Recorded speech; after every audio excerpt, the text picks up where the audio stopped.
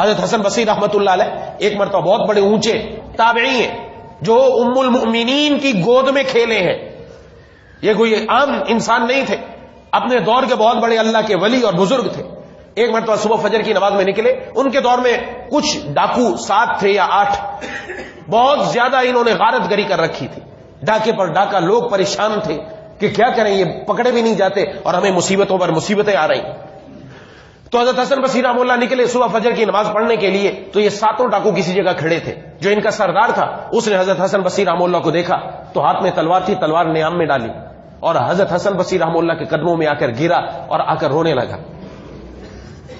اور رو کر کہا کہ میں توبہ کرتا ہوں آج سے. ہم وہ 7 آدمی جس کو آج تک لوگ پکڑ نہیں سکے، ہم نے لوگوں کو بڑی تکلیف پہنچائی، لیکن اب ہم توبہ طائب ہوتے ہیں. اور پھر اپنا واقعہ بیان کرنے لگا کہ 2-4 دن پہلے کسی جگہ ڈاکہ ڈالنے کے لیے جا رہا تھا اور میرا پاؤں ایک آگ کے انگارے پر آیا جس کی وجہ سے پاؤں نیچے سے جل گیا. تو میرے دل میں اس وقت آیا کہ ارے تو دنیا کی آگ برداشت نہیں کر سکتا، جہنم کی آگ کیسے برداشت کرے گا. اے دوست، جب ایام بھلے آتے ہیں، گھات ملنے کی خود آپ بھی بتلاتے ہیں، جب اللہ تعالیٰ کسی کو اپنا بنانے پر آئے تو پھر یہ لطیفے پیدا ہونا شروع ہو جاتے ہیں. پھر لطیفے پیدا ہوتے ہیں. وہ جو اب تک اللہ کا نافرمان ہے اور ڈاکہ ڈال رہا ہے، اتنا بڑا جرم کر رہا ہے، لیکن اللہ تعالیٰ نے جب ہدایت دینے کا ارادہ فرمایا، کہاں سے اس کو ایک انگارے کے ذریعے سے ہدایت مل گئی. کہا آج کے بعد میری توبہ، آج کے بعد نہیں کروں گا میں کچھ بھی.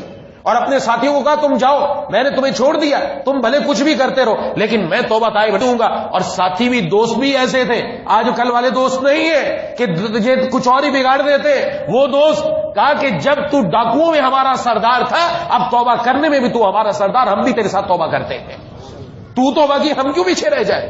توبہ کر لی ساتوں نے. حضرت حسن بصری رحمہ اللہ سے بات ہوئی اور اس کے بعد اس وقت ایک معرکہ تھا، جنگ چل رہی تھی رومیوں کے ساتھ، عیسائیوں کے ساتھ. حضرت حسن بصری رحمہ اللہ نے فرمایا ادھر نکل جاؤ اور جا کر جنگ میں شریک ہو جاؤ، اور شہید ہو گیا تو کامیابی ہے تمہارے لیے، سارے گناہ اللہ تبارک و تعالیٰ معاف فرما دیں گے. یہ ساتوں کے ساتوں نکل گئے. بہت بہادر تھے، چونکہ ڈاکہ ڈالنا کوئی معمولی کام نہیں، اور بہادری تھی ان کے اندر، بڑی جاں فشانی سے جا کر لڑے. تو رومیوں نے پلان بنایا ان 7 آدمیوں کو پکڑو، کسی طریقے سے گھیرا ڈالا ان کے گرد اور 7 کو پکڑ لیا گیا. 7 کو پکڑ کے بادشاہ کے سامنے لے آئے اور اس نے آرڈر جاری کیا سب کو ختم کر دو، ان کو ختم کرو، بڑا نقصان پہنچایا انہوں نے ہمارا.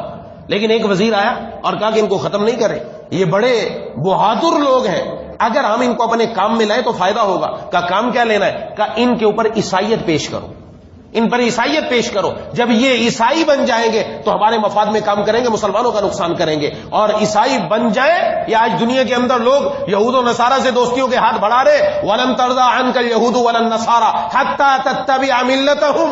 آج یہودی اور عیسائی ہرگز تم سے راضی نہیں ہو سکتے جب تک کہ تم ان کا دین قبول نہ کر لو. نعوذ باللہ. اس لیے کوشش کرو. کوشش کرنا شروع کی، لیکن کوئی بھی اسلام سے ہٹنے کے لیے تیار نہیں. ایسا ایمان مضبوط تھا کہ ہٹنے کے لیے تیار نہیں. تو کہا کہ اب ان کو کیا کیا جائے. ایک بڑا الاؤ جلایا گیا، اس کے اوپر بڑا کڑھا رکھا گیا جس کے اندر تیل ڈالا گیا، کھولتا ہوا تیل، اور کہا جو نہیں عیسائیت قبول کرے گا اس میں ڈال دیا جائے گا. اس نے اٹھا کر ایک کو اس میں ڈال دیا. جلتا ہوا تیل، اس کے اندر انسان جا کر کیا ہوگا اس کی حالت. یہ بات کہنے کی ہے، لیکن جب انسان کو ایمان پیارا ہو جائے نا تو دنیا کی تکلیف پھر اس کے سامنے چیونٹی کے کانٹے جیسی بھی نہیں ہوتی.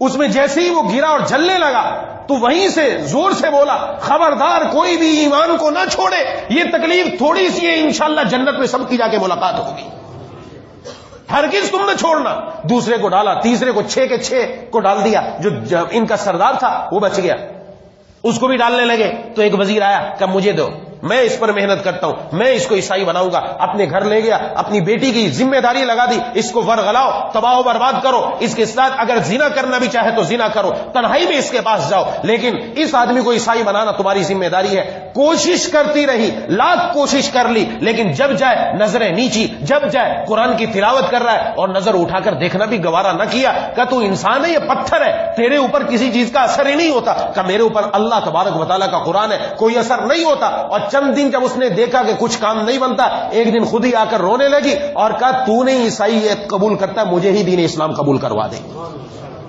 دین اسلام قبول کر لیا. کس کی وجہ سے؟ اس نظر کی وجہ سے. واقعہ تو لمبا ہے. اس نظر کی وجہ سے. اور آج یہی نظر نوجوان کو بہکا رہی. وہ نوجوان جو اپنی ماؤں اور اپنی بہنوں اور اپنی بیٹیوں کا محافظ بنتا ہے، ویلنٹائن ڈے منا کر بربادی کر رہا ہے. ایک وہ دور تھا معتصم باللہ کا، جس دور کے اندر کسی رومی نے ایک ہماری ماں کے منہ پر تھپڑ مارا. اس کی زبان سے نکلا وہ معتصمہ، اے معتصم باللہ جو خلیفہ ہے مسلمانوں کا، تیری موجودگی میں تیری بہن کے اوپر آج ایک رومی نے ہاتھ اٹھایا. کس طرح جرت ہوئی؟ اس نے جب یہ کہا، وہ جو رومی کھڑا تھا اس نے کہا ارے معتصم تو سو رہا ہوگا، اس کے پاس ابلک گھوڑا ہوگا تو وہ لے کر آئے گا. اور ابلک گھوڑا اس وقت سب سے قیمتی ترین، مہنگا ترین، نایاب ترین گھوڑا تھا. یعنی سیاہ اور سفید بہت ہی مضبوط گھوڑا، وہ ملا نہیں کرتا تھا. کہ وہ ملے گا تب آئے گا، وہ یہاں نہیں آ سکتا. یہ بات معتصم باللہ کو ملی، اپنے گھر کے اندر اپنے وہاں پہنچا. اس کو پتا چلا کہ آج میری ایک بہن کے منہ پر رومی نے تھپڑ مارا. جرت ہوئی اور یہ کہا کہ ابلک گھوڑے لاؤ. کہا 16,000 گھوڑے جمع کرو. ابلک 16,000 گھوڑے جمع کیے اور جمع کر کے اس علاقے پر جا کر لشکر کشی کر کے اس رومی کو پکڑوا کے سامنے لایا. کہا ظالم تو بولتا تھا ایک گھوڑے پر ابلک لے کر آؤ، آج 16,000 ابلک گھوڑا معتصم باللہ اپنی ایک بہن کا بدلہ لینے کے لیے آیا ہے.